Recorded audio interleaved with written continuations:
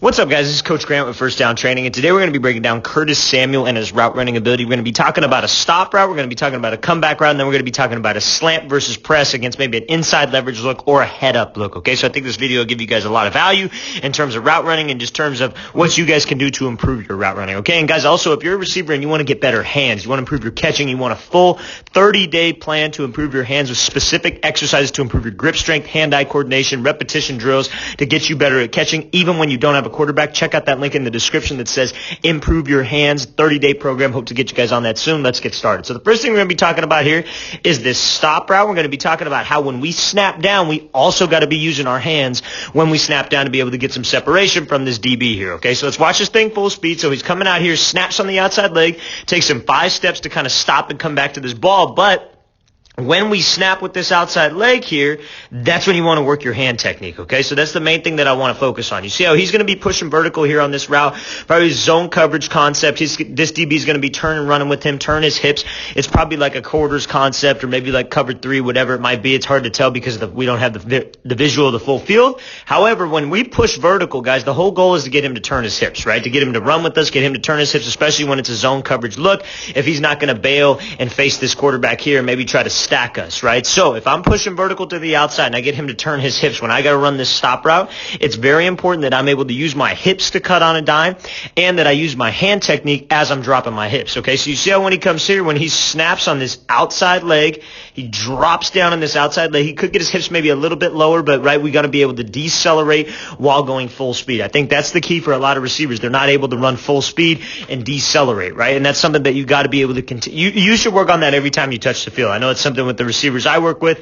We work on that every time we touch the field. Some of the drills on this channel and our receiver playlist will help you with that. But every time you touch the field, you should be working on accelerating, decelerate, accelerate, decelerate, and using your hips and the violence of your steps and the powerfulness of those steps preceding that to slow you down. Now, I want you to see when he puts the brakes on here, you see he's working this opposite hand to swat by, right? He's attacking that elbow. He's attacking that point of control because when I could get this DB to commit his hips and run because I'm selling vertical and I'm able to swat his arm off and I'm able to attack either his elbow when he's got an extended arm or the back of his shoulder if he's trying to be physical and lean into me, I get him to shoot forward. Or I've seen this done before and this can work. You swat the back of his hip, right? Because that's another point of control. You throw his hip by if you can't really get up, you don't want to reach, you don't want to throw that hand up there earlier. You could swat his hip by because that's a point of control and that really will shoot his momentum by if you swat that hip. Don't want to extend, right? Obviously don't want to make it too obvious. Just a subtle push, put the brakes on, get his hands off you, okay? Now, you see here, also another thing I want to point out is he's not showing his hands too early, right? He's showing his hands at the last possible second when he throws him by. He's not putting his hands up here, leaning back with his chest, getting his steps real choppy, and then throwing him by. He's cutting right now on a dime, throwing him by, and then coming back to the ball, right? You want to make sure that when you drop those hips and you cut, your hand's coming up almost like you're pushing off of a wall, right? So that's exactly what he does. He gets his hips to commit. He comes back to this ball. It's a great job here by Samuel. And then you love that back here with Cam celebrating for his guy. That's Cam Newton, big year this year. Let's watch this thing full speed. So he's coming out, drops it off, swats him by, drops those hips, come back to the ball. It's a great route here by Samuel. Okay, so now we're going to be talking about a comeback. We're going to be talking about how it's not about steps, it's about eliminating time spent, okay?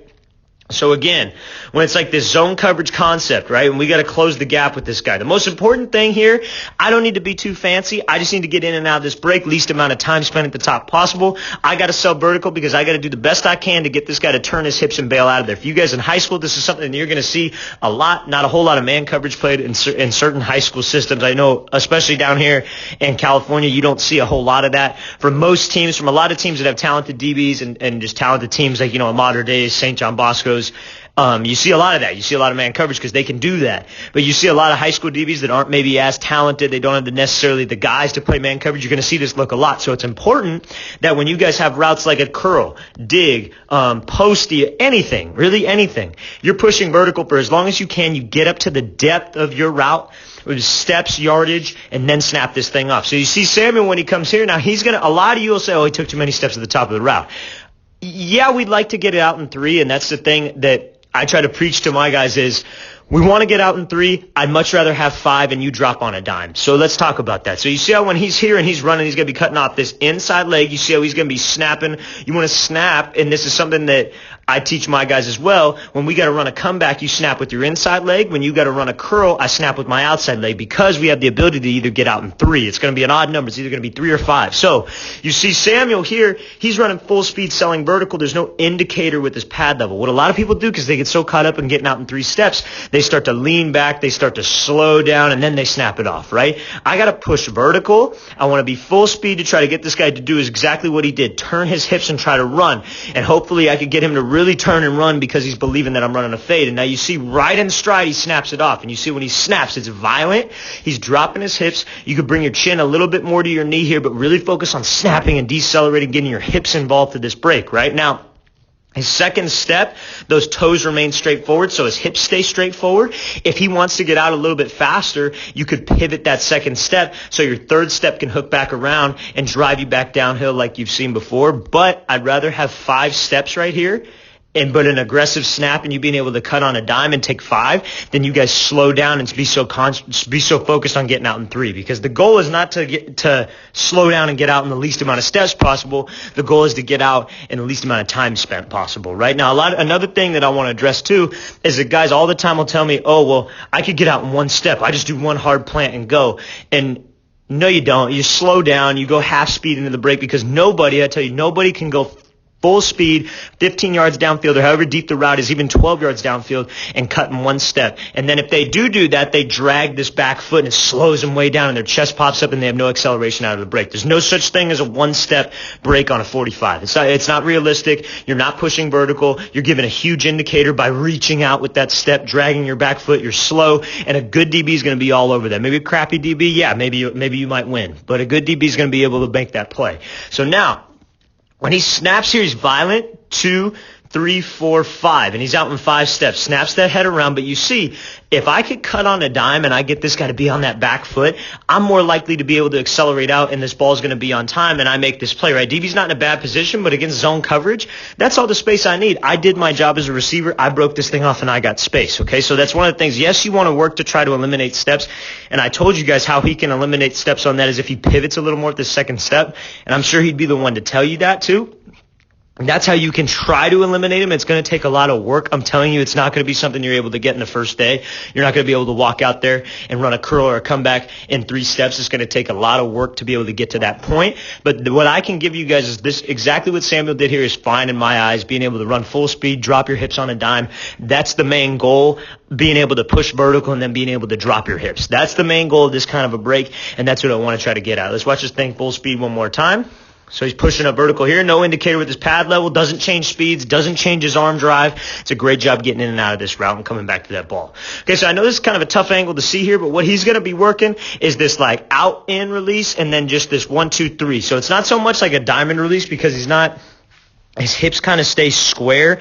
I think the DB could have done a better job of staying disciplined, but let's watch this thing full speed. So 1, 2, 1, 2, 3. And this DB really opened up that gate, but this is something that you guys can use when you're trying to get off the line, when you either got to run a slant, when you got to run a little 5-yard in. You see that's kind of what Samuel did here. He pushed up vertical.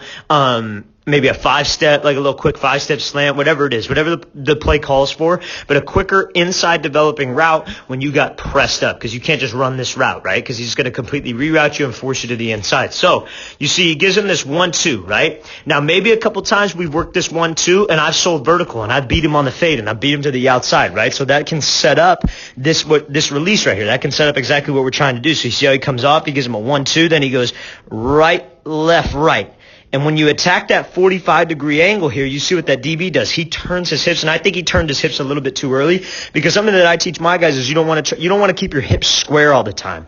Because if you keep your hips square, that DB could just shuffle with you. But this DB got a little over anxious, probably because he's been setting him up with this 1, 2 and just running vertical, right? Even when you're not getting the ball, if you set him up with a 1, 2 push vertical, he keeps seeing the same thing. Then I give him a 1, 2, then I go 1, 2, 3 to the outside. I'm going to get him to commit his hips hips, or at least sit on the fade, at least sit on that outside leg. I could break it off, and then I could burst up and take this inside on the route, okay? So that's something that you guys can do when you got to run a slant, when you got to run a quick little 5-yard in against press head up. So it's just you're coming off, you give them a 1-2, so you give them an out-in release, you push vertical for 3 steps on maybe a 45-degree angle, then you pop it off, okay? That's something that you guys got to have in your toolbox, something that you guys got to be able to do to get off a press, okay? Let's watch this thing full speed one more time. So it comes up here, 1-2, 1-3. Get him to turn those hips, then get the inside, take that leverage. All right, guys, I really want to thank you for watching. I really appreciate it. Again, if you guys want to get better at catching the football, you guys want to be automatic with your hands, check out that link in the description that says improve your hands. If you guys have any questions, please leave those in the comments. I'll get back to you as soon as possible. I'll see you guys next time.